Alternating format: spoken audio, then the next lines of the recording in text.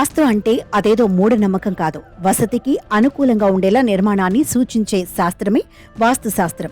అందుకే మనం నివాసం ఉండే ఏ ఇల్లైనా సరే వాస్తు శాస్త్రం ప్రకారం ఉండాలి. లేదంటే వాస్తు దోషం కలుగుతుంది. ఆ తర్వాత ఆ ఇంట్లో నివాసం ఉండే అందరికీ అనేక సమస్యలు వస్తుంటాయి. ముఖ్యంగా కింద తెలిపిన పలు ఈ సమస్యలు ఉంటే ఆ ఇంట్లో వాస్తు దోషం ఉన్నట్టు తెలుసుకోవాలి. ఇందుకోసం మహా వాస్తు స్పెషలిస్టులు అవసరం లేదు. మీకు కాస్త కామన్ సెన్స్ ఉంటే అదేమిటో మీకే తెలుస్తుంది. దిశలు సరిగా లేని ఇళ్లలో నెగిటివ్ వైబ్రేషన్స్ ఉంటాయి. ఆ ఇంట్లో అడుగు పెట్టిన నాటి నుంచి నరకం కనిపిస్తుంది. డబ్బు నష్టం, ఆరోగ్య నష్టం, రిలేషన్లు దెబ్బతినటం, ఇంకా అప్పుల్లో చిక్కుకుపోవడం, ప్రమాదాలు, కేసులు, వ్యసనాలు అన్నీ క్రమంగా పెరిగిపోతాయి.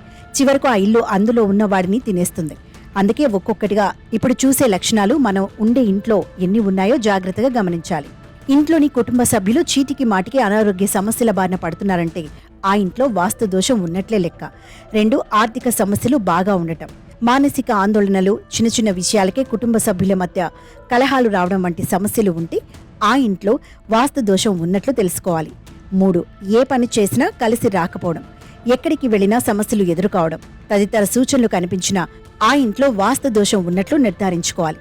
4, అప్పులు బాగా చేయడం, సంతానం కలగకపోవడం, దంపతులు విడిపోవడం, తగాదాలు రావడం తదితర సమస్యలు ఉంటే ఖచ్చితంగా వాస్తు దోషం ఉన్నట్లేనని అర్థం చేసుకోవాలి. మరి వాస్తు దోషం ఉన్నట్టు తెలుసుకుంటాం సరే, దాన్ని ఎలా పోగొట్టుకోవాలి అంటారా? అందుకు కింద తెలిపిన సూచనలు పాటించండి. దాంతో వాస్తు దోషం పోతుంది, సమస్యలు అవే తగ్గిపోతాయి. మరి ఆ సూచనలు ఏమిటంటే, వాస్తు దోషాన్ని తొలగించుకోవాలంటే ఇంట్లో ఖచ్చితంగా పూజ గది ఏర్పాటు చేసుకోవాలి. పూజ గది లేకపోతే ఇంట్లోని ఏదో ఒక చోట పూజ గదిలా అమర్చుకోవాలి. ప్రస్తుతం మార్కెట్లో అనేక పూజ మందిరాలు లభిస్తున్నాయి. వాటిని పూజ గదిలా మార్చుకోవచ్చు. పూజ గది ఉన్న ఇంట్లో వాస్తు దోషం ఉండదు.